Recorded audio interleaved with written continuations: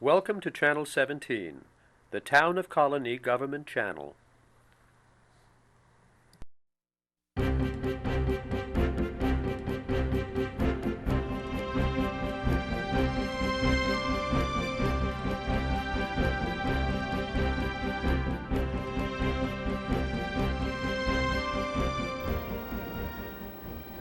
Hello again, I'm Frank Mauriello here with another edition of Colonie Close-Up.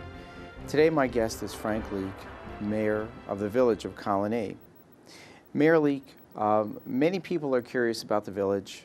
It's a very thriving suburban community located on the south side of the town of Colonie. And just out of curiosity, I'd like to start with, I know you've done a number of projects throughout the year since you've been mayor, and we'll get into those during the show, but I'd like to start out with asking you some questions about yourself. Tell us a little bit about you and how you got involved in village government. Well, back in '78, I used to be very active at St. Clair's Church in Central Avenue, and Don Gorman, who I worked with on certain projects, the Bishop's Fund, was a part of our new government, which was formed by Herb Kuhn, who was at that time part of the Independent Party. And he decided he wanted to form his own party, and Don Gorman and Herb worked together at the state. When Herb needed another trustee to run, he said to Don, "Do you know of anybody that might want to run?" And he said, "Well, Frank Leek would be a good trustee." But of course, I was never active in any kind of politics, and Don said, "Herb, he's never been in politics." But he said, "Well, he's well liked," and that's how it all began. I don't know. Herb asked me to run, and I said, "Well, I'll do the best I can, Herb. So what do I have to do?" And he said, "You only have to have a meeting twice a month. That's all you have to do as a trustee." So I thought, this is easy. But as you know, Frankie, it ends up being more than just the 2 meetings a month. So that's how I got into politics. So you were first elected in 1979? Exactly. So from 79 to about 95, you were a village trustee? Right. And in 95? I was a liaison with different senior citizens, the fire department, and the DPW through those years. And I kind of enjoyed it.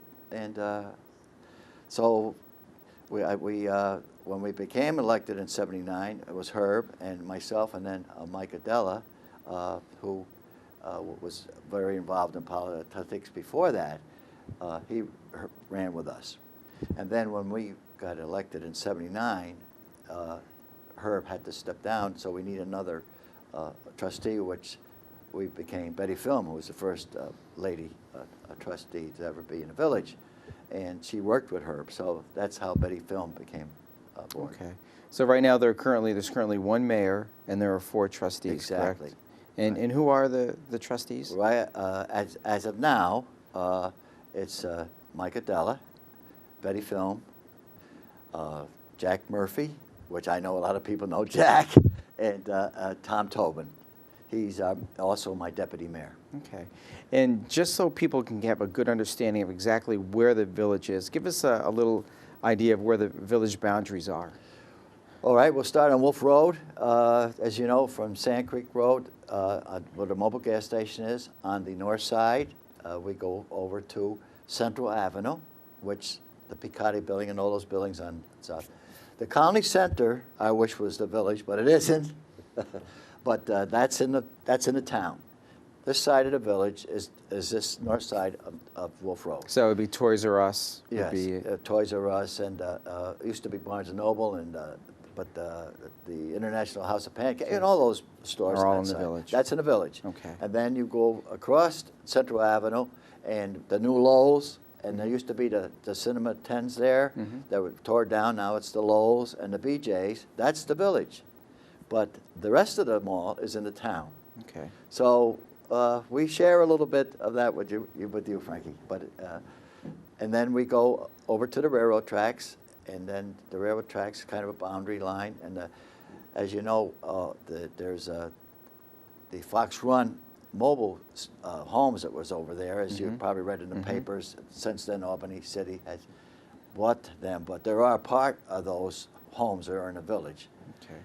So we'll get into the other thing with the landfill later. And then we go up to Carner Road, the Colonie Diner, the Price Chopper, that's part of the village, Okay. as you know, and there's going to be a new Price Chopper, which I'm so happy with. So, and then we go over to Fly Road, and as you go over Fly Road, one side is the town towards north. Right, so the eastern side of Valai would be the village, the western side That's is in the right, town. right. And it goes over to the power lines, which, as you know, there's a power lines. That's our dividing line there, goes down.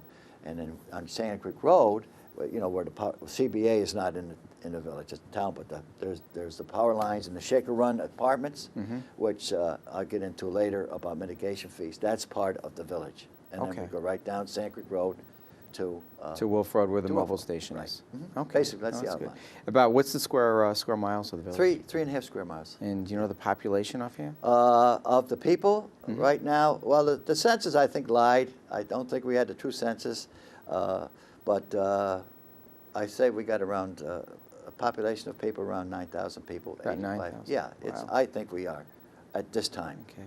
And just out of curiosity, people talk about different layers of government, and obviously the village is in the town. Why was the village formed? Well, we've tried to find out the real reason, but talking to different people and as a historian, back in 21, the people on our side of town just felt that we weren't getting the representation from the town that we should. And we had the Albany-Schenectady trolley, which ran from Albany to Schenectady, and there was no lights, there was no any way, and there was a lot of people's deaths because these trolleys kind of sped fast. So the trolleys actually speed Right. between Albany and Schenectady? Yes, they did.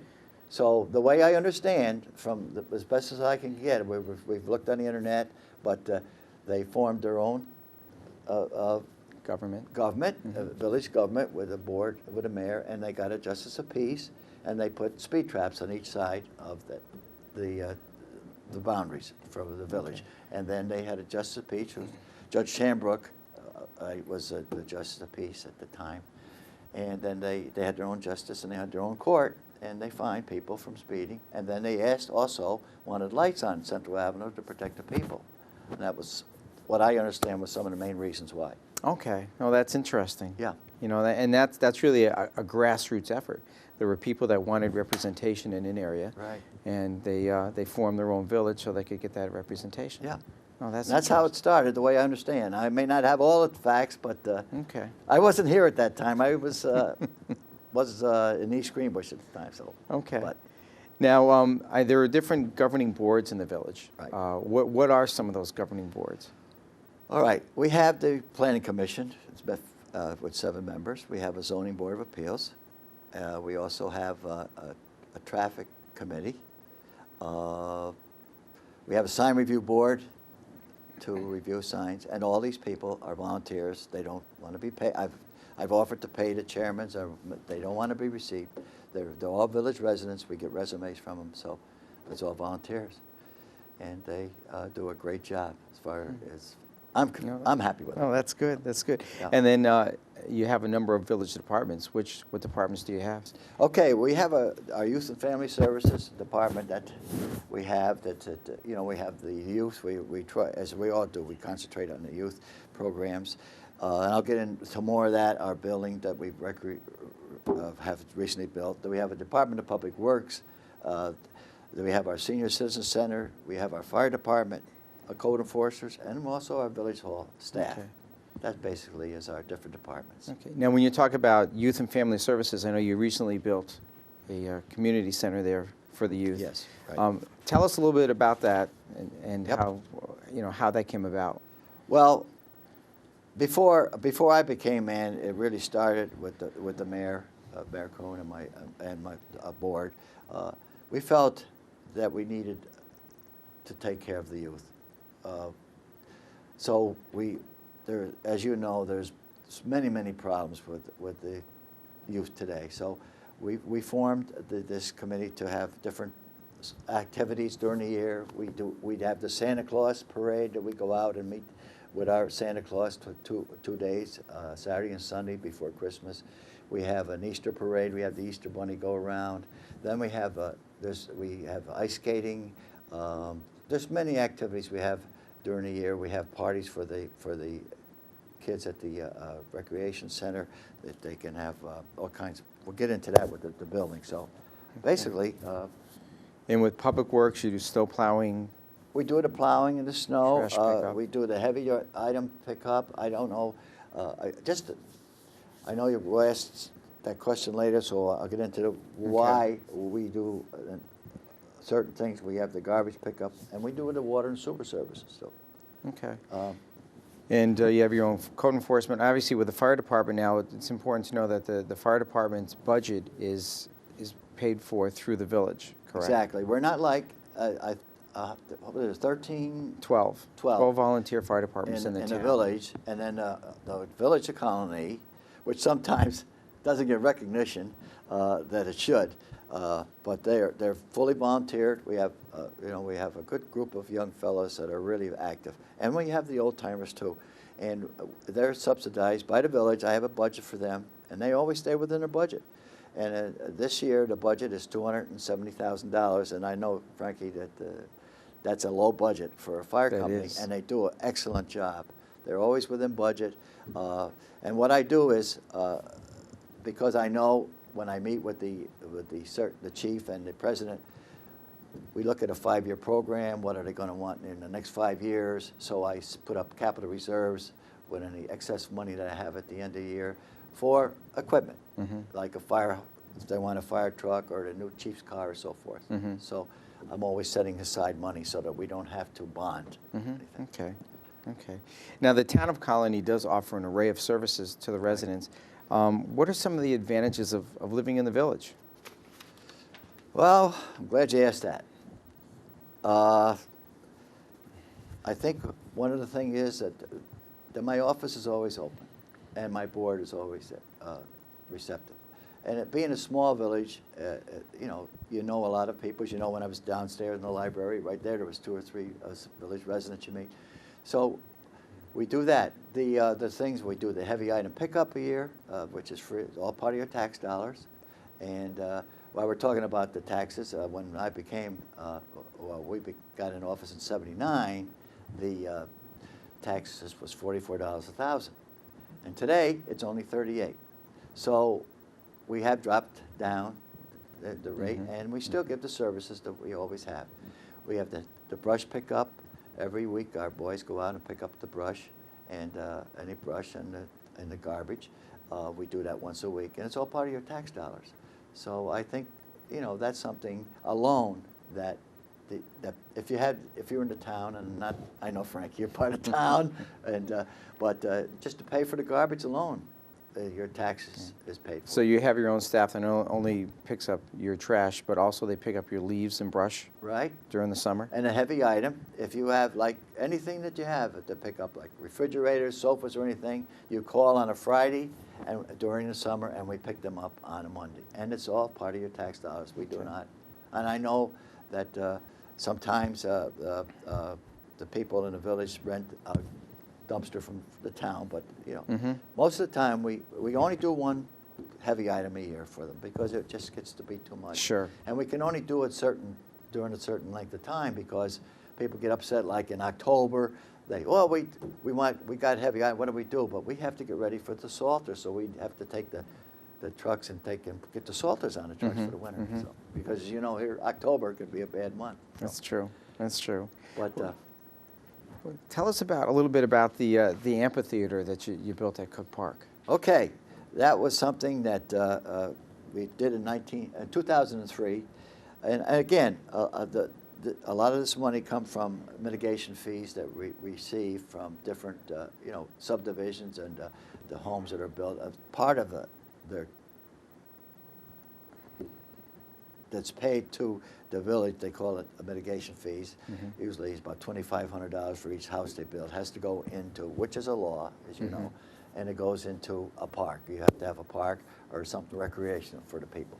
So one of the things we did was the amphitheater, which something that we thought was nice. We had a good setting along the Cook Park Pond, and we put that out to bid, and we got a grant from Parks and Recreation of $65,000 towards it. So when we built this amphitheater and we got it up, and then when I see the side of the hill, it was kind of like down in Albany at the Washington Park where they got, it was just slanted hill, and then I said, well, we have a lot of seniors, and it just wasn't satisfied. So with our own employees, DPW, we did a nice job with block, and as you know, if you've been down there. So it's terraced now, you have seating and right along and there. all those seatings was all made by our Department Public Works men. And they're very proud of it, and so am I. So that's why we have such a nice amphitheater. We have shows during the summer months every Tuesday night. And how we get the money, we send out letters to the businesses to sponsor these shows so it doesn't cost the taxpayers any money. And that's how we do these shows.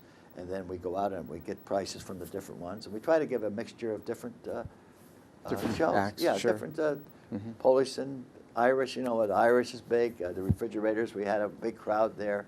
But it's a great thing. Now, when do you start? Usually, when is your first show? Well, we had such a demand, we started in May. And then we don't go into September because it gets a little too cold, so we cut it off now last year at the end of August? Yeah, because the nights get too cool. Sure. But we could go on. I mean, we get many bands want to play there because it's relaxing, as you know, Frank. You can down there, it doesn't cost you a cent. We don't charge anybody anything. We don't ask for donations. If you want to buy a hot dog or something from one vendor, that's up to you. Everything is free. Oh, that's good. And then also now you've actually put an addition onto your senior citizen center. Yes. So tell us a little bit about that. That was another thing that we've just grown. So we're up to now about 500 members, and they're not all village residents. Town residents come there too, and we have a bus that picks up anybody that can't make it. And I'm always looking for more for Bob, the bus driver, because we got plenty of time to pick them up. So we love, you know, these seniors. We want to get them out of the house. It's tough to get some seniors to join anything, you know that. And it's a shame because there's a lot of shut-ins, as you know, in the town and the village that would be great. We pick them up, they come and they can play cards, they could do different things. So we just didn't have enough room. So again, I applied for a community grant from the town, as you get from the HUD, and we got some money from the town for that. And then we always put money aside. Again, I knew my wife is a director there, so I knew we were going to have to do something to expand it. So because of the square dancing, they have bingo every day, they have cards, everybody has their own little clique, and then they have the yoga. I don't want to even forget. And we have a nice kitchen where my wife, and she is the director there, and we have a kitchen help there. They put on a nice meal on Wednesday. We have square dancing. We have the square dance caller comes from Massachusetts that everybody loves. So we always have 3 or 4 squares. And the yoga is another big thing there. So we have so many activities that we just needed to expand. And then when I got the bids, like everything else, they come in a little higher than you expect. So what I did is, again, my employees, with the site work and everything, expanding the parking lot, we did it with all our own employees. And without them, a lot of these things would never happen because I couldn't afford it. No, I know that is a very busy senior center that you have. Yes, it is. Very active every day of the week. Yeah. And we're very proud of it. No, that's great. And then now, near the senior center on Central Avenue, right adjacent to the firehouse, you have an outreach center. Yes. So that was a thing that one of our the clerk, Carol Hendricks, who used to be the clerk, we were good friends. In fact, a little side thing here, Mike Adela and Carol Hendrick, who used to be the clerk, and myself, our birthdays on the same day, March the 22nd. So it's one of those funny, it's just a coincidence. So, but Carol's owned the house next door to it, and her husband was always saying, I'll be glad when we get rid of this house. So the people that rented there passed away. So I asked them if they ever wanted to sell it to give me first choice, which they did. We got it assessed, and we bought it for $90,000. So I had money set aside again, you know, to purchase any kind of property. You always do that, and so we used the $90,000. Now the house was a mess. So what I did is, again, with my own employees, we all chipped in. The fire department, I went around to all the business people and I said, look, I need help here. We've got to do this building all over. It's got to be. So we completely renovated. The place was packed with garbage. So we renovated the whole thing. The fire department volunteered, put the roof on. The siding, I hit, not that I didn't hit, I just, went around, put the arm on the business people. So we had everything donated. The furniture I got from Craft Furniture, they donated it. Best Fire donated the fireplace, everything inside. So, and I got the windows all installed, and of course, I wanted to be part of it, so being in construction, I love doing this. So, and I'm up there one day, and I'm putting a window in, and it was on a Saturday, and just a little side bet, and on this, and I slipped, and I got a scar, so I can always say, I got my 2 cents in on that one, but it worked out great, and I really anticipated, to use it for, the police department as a substation, and also, to have a place over there. But it didn't work out. The chief just thought it was, it wasn't going to work out. He just didn't have enough to man it. So we ended up, Mike Breslin came to me and asked, he had this grant money that he got for outreach from Albany County, from the state, and he needed a place. And so he called me up and asked me if we could think about the house. So that's how it ended up, and that's what it is now. It's for the outreach. They got about 6 or 7 employees there, and they have these needy families that need help, to be taken care of or help, or they have problems with their children, and they go there, and it's great. It's packed right up. Oh, good. So that's what it's used for. Good. Okay. Yep. And then right behind there, right behind the firehouse, is the new recreation center, which we touched on. But go ahead and tell us a little bit about that. That's another big thing. Years ago, when Bob Rogowitz was our, and then after him, Eddie Sim became the head of the youth recreation department. They said, we need a place for the kids to keep them off the streets. As you know, it's gotten worse and worse. So I kept putting money aside till I got enough money, and that's why we put this recreation back. 2005, we built the recreation, and it cost us around $500,000 to do this. But I had saved it up. We didn't have to raise taxes, and I put the money aside and capped the reserves. And now we have a recreation center, and we have hired Brian, Tim Casey, where everybody knows the DARE program. He worked on the state colony police. Timmy runs it up there. We have a place for basketball. They come in after 3:30. These kids that have no place else to go, their parents are working. They go and shoot hoops. We have 2 pool tables. We have a TV. They can watch TV. Or we also have at least, 12 computers. If they want to do their homework, come in there. And Brian is there, and then we have other counselors come in to watch. It's always being monitored by somebody. So is the building open during the day? Yes. All day? What time in the morning does it open? It opens up 8:30. It's there, and during the week we close at 6 because we figure the boys, the children, the girls, they should be home doing their homework. So we don't want them hanging around.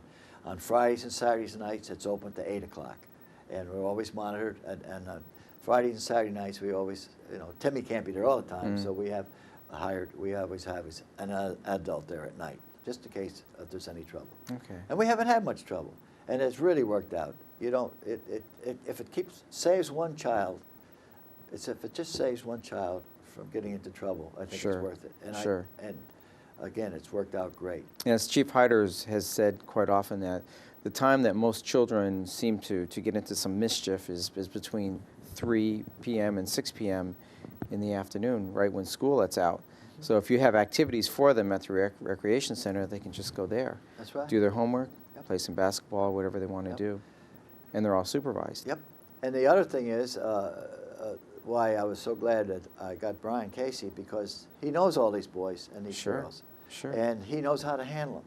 I've been there. I go up there and visit with Timmy, and they get unruly, and right away they're in his office because he can look. He's got his office, and he goes right down to Jim, and he does a great job for them. And he was a DARE and a resource officer at the high school yes.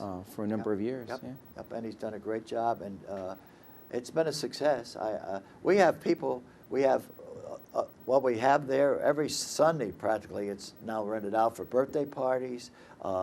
People come there for graduation parties. We rent it out for that. In the evening, we have there's so many people that's using it now. Boy Scouts use it for meetings. The school bus drivers, during the day they have to have classes. They go there and have their classes there. There's numerous. I can't even think of everything it's used for. It's used every day of the week now. So that's interesting to know. So if any resident wants to rent it for a party, it's available. As long as you're a village resident. Yep. Okay. Yep. And we have a minimum fee because we have to have somebody on duty to open up and put on the lights, and it's a very minimum fee. Okay. And I mean, it just worked out with more than I expected. Okay. Now, just to shift gears a little bit, and let's talk about some of the I would say the highway improvements that you've done over the years in the village. Started out with we have so much more equipment now because of we're expanding, and one thing that I do like is having good equipment. I think it's good for the employees, it's good for everybody. So we try to keep our equipment up to date, and we have, as you know, with the snow blowers that we use on Central Avenue, which, you know, we keep the streets occupied, and you've got to keep them safe, so we have to salt them, and we have two of those, and then they're also used down in the park for mowing in the summertime. So we have that equipment. We have we're up to date. We have the vac hall, which we can clean up all the sewers and make the storm sewers and stuff, and then we have the lift that we can use. That in fact, the town uses it once in a while for like putting up the signs, the flags on the lights, and we have do that, work that out with the people. I'm trying to think of the word. Now you've also have a new salt shed. The salt shed was another thing to come about because of the DEC and the salt getting into the ground and getting into the groundwater and going into the Hudson River and then killing all the fish. So before we were mandated, we beat them to the gun and we put up our salt shed. Okay. That's what I come about. It's all undercover. Everything is undercover now. We mix it with molasses. And, it's funny to sound out, but it makes the salt go further, and it's less expensive. So. Okay. Then you've also installed a traffic light at Sunset Boulevard and Sand Creek Road. Yep, that was done with mitigation fees from Shaker Run, which we also, as you know, now there's a new light down at Computer Drive, but that's the village, that's the town rather. And we also now just completed the light, which was part of the program, Frankie, up at the Albany Shaker Road. We have a light at Shaker Run. Okay. But we wanted that light at Hunting Road. But when it got to the time to do it, the engineers come to us, and what happens where the pole base was going to be was right over our sewer line. So this happened just during the late summer when we found this out. And then when they would have had to move the sewer line because we just couldn't have the pole over our sewer line. What if it breaks? How would we fix it? So it would have meant this, the Albany County would have to come up with another $100,000 to reroute our sewer line, and they just said, we can't do that. So the only choice was we either didn't get a light or we had to put it at Shaker Run. Shaker Run, so okay. That's what I decided. I talked to my board okayed it, so we put it at Shaker Run, even though we would like to have it at Hunting Road. Okay. And as you know, I don't know if you know, but the sidewalks that are on Sand Creek Road was put in by the mitigation fees from Shaker Run too. No tax dollars was involved there. So now I understand there's a walking park that's right off of Sand Creek Road that's fairly close to Shaker Run. So when you look at the village, I mean, people think of the village, they look at that part of Central Avenue, and there's quite a bit of activity. There's a number of housing developments off of Central Avenue. But what has the village done to preserve open space? Okay. Well, that's, again, when Shaker Run was built, there's wetlands in the back, and that's where this Bower Park is. Bower Park is off Albany or not Albany, Sand Creek Road, which you can get off, as you know. Or also, if you go down Sunset, where our pump station, and you can come in there, and there's 2 entrances to the park.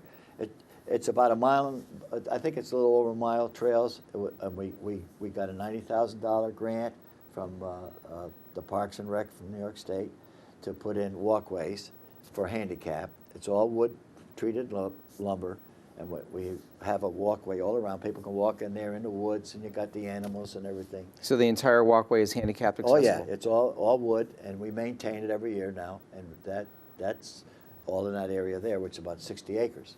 And that's wetlands, it's forever wild. So that's... So you have that park as well as Cook Park. Now Cook Park is, again, to get back a little bit, on Lincoln Avenue we have sidewalks. Wherever we can put sidewalks, we try to do. But of course it costs money, and sometimes we don't have that kind of money to spend on it. But we got a grant because of the walkways and bikeways that the state wants for Parks and Rec. We got money for the sidewalks down down Lincoln Avenue. I had a little bit of money left over from Lincoln Avenue, so in the park, as you know, if you've been there, we have a couple of miles of blacktop walkways for the people that can walk through all the park. And then with the money that I had, we put lights along the park so you can come in there in the evening, people feel safe. And then people walk their dogs. We have the little containers at each entrance where you can clean up your dog mess so they don't leave it there. So we have walkways in there where people can walk, and we maintain that all winter long. People can walk all year long down in Cook Park. Now the latest project in Cook Park is, so we have here on the table here, which is your new pavilion. So tell us a little bit about the pavilion. Yes. I went to Chris Dennis, who has his own architect firm, and also our party chairman, our chairman of our planning commission. He's been the chairman for many, many years. And I asked Chris to come up with a different design. The old pavilion, if many people probably know, is about 50 years old. It was kind of run down, and whenever it rained, it was so low, the water would run in, and people would get all wet. The sound system, the acoustics was bad. So I asked Chris to come up with a design, and what he did, and that's what this is. This is in the same place as where the old pavilion was, right here. Now this is larger. It's about 6 foot wider, and it's about 10 foot longer than the original. And it'll be all brand new, complete kitchen in here, and of course in here will be all the tables and so forth, and then back here the same way. It just to make the design match, he brought it back. And then there'll be an overhang on each side where people don't get wet, and there'll be windows, so it'll be all. The one we have now you can't use in the wintertime or in the fall. So we see what we have during, a lot of times we have the Mayor's Cup run in October, and it gets kind of cold down there. Then we have the Halloween, which has been a big success. Our DPW people have built wagons, hay wagon. I think, Frankie, you use them over at the crossings. That's crossings. And we take, for Halloween, we have the hay ride, and we have thousands of people come down because we don't charge anything. And our employees dress up in costumes, and they love doing it. They go out there, and we have hay rides through the park, and then we have different ghosts, and then we have somebody's head cut. It's really good. They cut off their heads. They want it to be my head, but I'm not going to let them do it. So, but it really is nice. So we used the old pavilion. It was so cold. People get cold. So now with the new pavilion, we'll have heat in there. We have hot chocolate. We have hot dogs.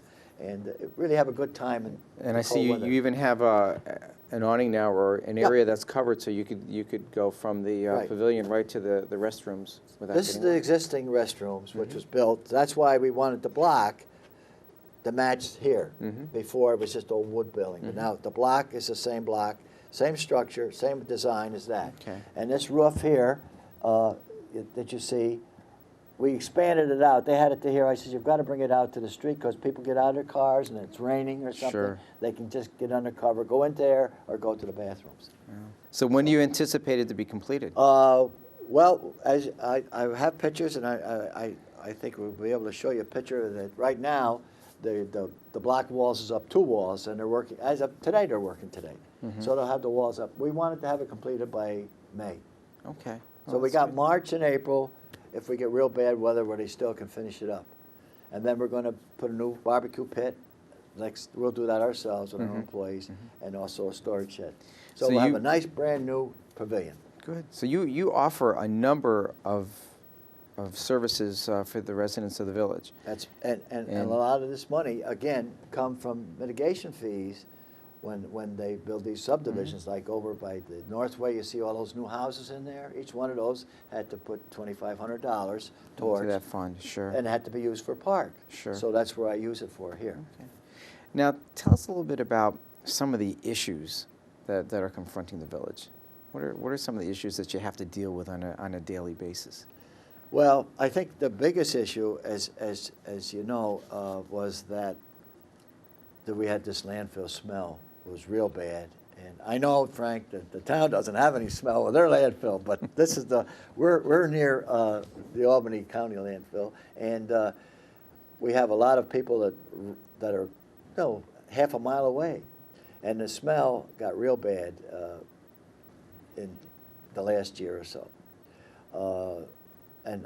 What I did, I had to hire a lawyer firm to represent us and fight them on this. I mean, it just got to the point that we couldn't stand the smell anymore. We would have our amphitheater down there. We'd have Concerts and and people could smell this. And so what we did is we wrote a letter and we went to some meetings. We opened up our village recreation center to the residents, and we asked Albany County to come out and talk to our people. And they did come out, and they did respond. And DEC was there. Tom Reynolds was very active. I've been working with Tom now for quite a while, all summer. So what happened is, because of the reaction from the people, they formed a hotline, which you could call for smell. And that's all put on a computer. In May, they started inviting me. Once a week, they have a meeting at the landfill with controllers and the different contractors, the engineer, who's ever in charge of it. And what they did, I've been going to every meeting except for the holidays, and they invite me there. And the first thing is, what's your concerns? So they've been very upfront with me, and it's worked out great. I think most people can say that the smell is now pretty near eliminated. What they did, they've covered the whole landfill except the top where they're working with a black polyethylene, and then they put covers over it with tires. Then that was the first step. Now the second step, which they're in process now, is a heavy. They've removed that with a heavier membrane, and then over that they'll put a layer of clay, and then over top of that will be the seeding, and that along the perimeter of the landfill facing all our area, they put a 60-foot fence to protect any debris or something blowing over. So they've been trying to. So if anyone has any Fine. complaints, if anyone can still smell the landfill. Yeah, they have a hotline number. There is a There's hotline? number. I don't have it handy here, Okay, but they could always call Village Hall? Oh yeah. Yep. Okay. And so it's. But the number of complaints have Oh, been reduced, and think it's I gotten showed much you in better. my office what it was in May, and now it's down to a minimum. Good. And so they have responded to it. Okay, good. So, What about some of the other issues? well, the traffic? as you know, traffic is a big issue. Central Avenue, I Central imagine. Avenue is a big one. I've been going to meetings with the DEC and Capital District Transportation. The plans are now that next year they're going to repave Central Avenue from the city line now, I think, up to 155. That's the way I understand now. Because if anybody's been and seen the ruts, they really get bad, especially Lincoln Avenue. They got real bad. Then they have, the discussion is with Capital District, the bus turnoffs, because when they turn off, they figure they want concrete there. So there's a little dispute there between Capital District and DOT. But that's going to be worked out. And then there's going to be, the plans are down by Sears. Over in Sears is to put a a rest area there for people to wait for the buses. Yeah, so it's going to be a nice, we call it a little That'll be- gateway project, and that's right on Central Avenue between Colonie Center and Northway Mall. Yep, There'll that'll be be a great. landscape median. Yep. And what that also does is that really helps with the pedestrian crossing of Central Avenue. Right. There will be an area where they can stop Yep. and wait for the light. So that's going to, I think, at least, it's going to help. I do. I mean, you're always going to have that heavy traffic, Sure. and there's no way you're going to stop it. Well, in a know, bustling community like we have with the village and the town of Colonie, you're going to have those issues. Yep. But we are working together with it, as you know, and we're doing the best we can. And then we already got money on the lighting on Central Avenue. As you know, there was a couple of deaths up above there because of the darkness. So we did get a grant in the village, and we matched the grant. It was for $2,500 or $25,000 or something. We increased the lighting at the intersections, and then we put signs that go to the crosswalk instead of just crossing Central Avenue. Sure. So we just finished that this summer to try to eliminate anybody getting hit. Okay. So it seems to be working out. Now, better, the so. one area that I want to touch on, the one last thing I want to touch on is people talk about the multiple levels of government and how we have too many levels and we need to consolidate. What is your feeling? Because obviously you have your own separate village government. There's a town government, county, state government. What are your thoughts about the layers of government? And do you feel that the village is a necessary government?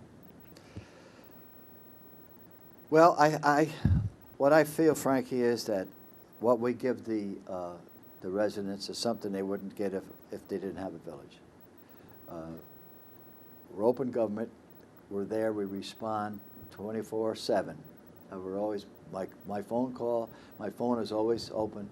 And I think with that kind of, if somebody calls me, it comes in during the day. I'm there every day of the week, practically, but I'm there every day during the workday. I go right out and respond, and I think you don't get that. So I think some people are losing sight as to really why the village was formed initially. The village was formed initially because people wanted representation in that area due to an issue. Yep. And now you've expanded. Not only are you providing with that representation, but you're providing them with additional services that they wouldn't get if they were not if they weren't in a village. Exactly. Yep. And it's the contact. I mean, the personal contact. Sure. It's awful hard. Like the town is so large for to know everybody. In a village, people, their children want to live by their parents, so they buy homes in a village. So it's not just one family that there could be. There's 4 or 5 families that own homes in the villages. And I know many, as you know, that their children have bought in the village. The Whites is one example. The two girls that got married, and they live in a village. Mm-hmm. They don't want to move. They don't want to move away from mom and dad. And so I think it's being a small community, and we're responsive. If you've got a problem with the snow plowing, or we have people that have bad hearts or something, and we have these, like we just had a bad snowstorm, and then we had a lady come home from the hospital, and we go by, they just paid to have their street plowed. Bang! We go around, we push the snow right up there.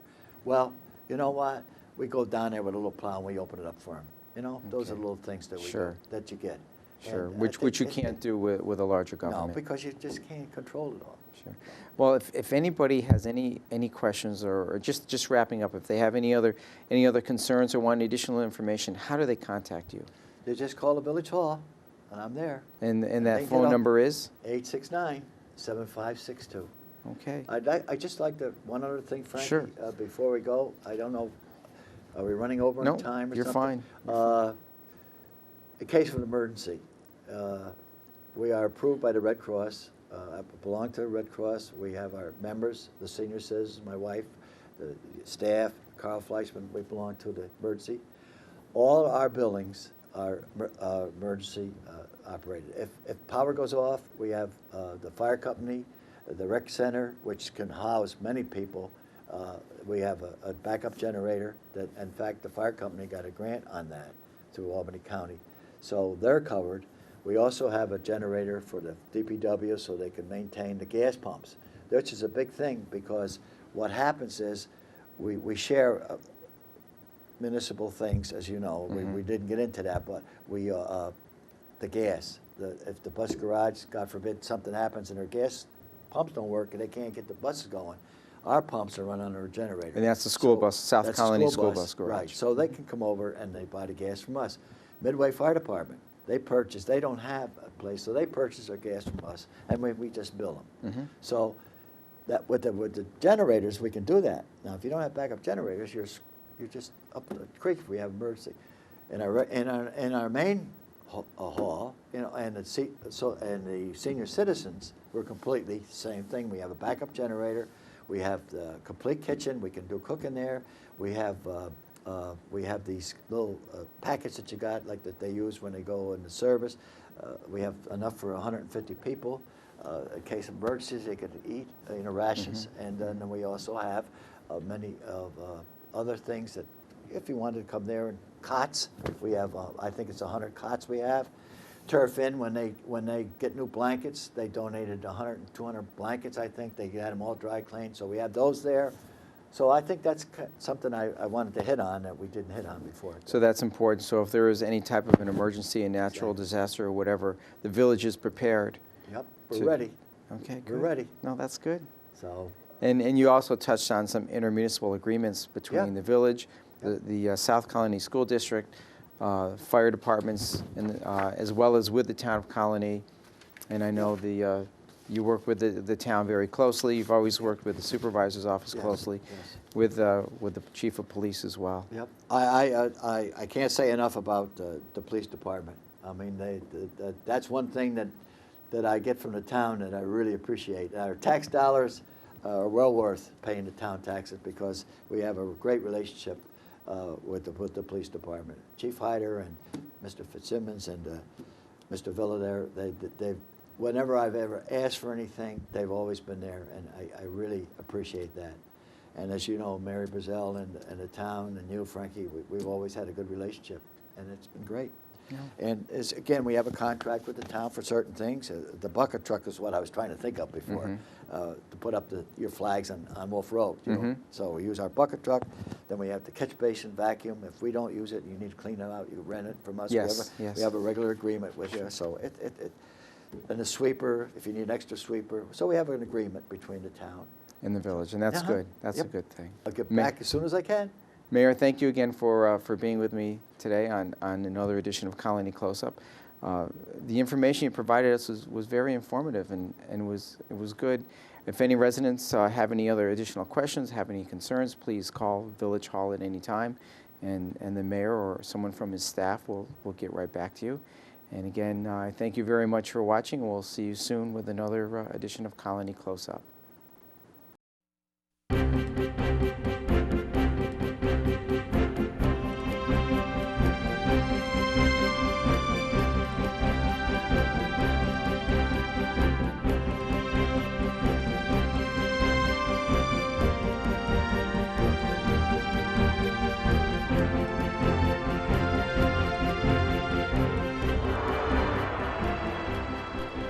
Welcome to Channel 17, the Town of Colonie Government Channel.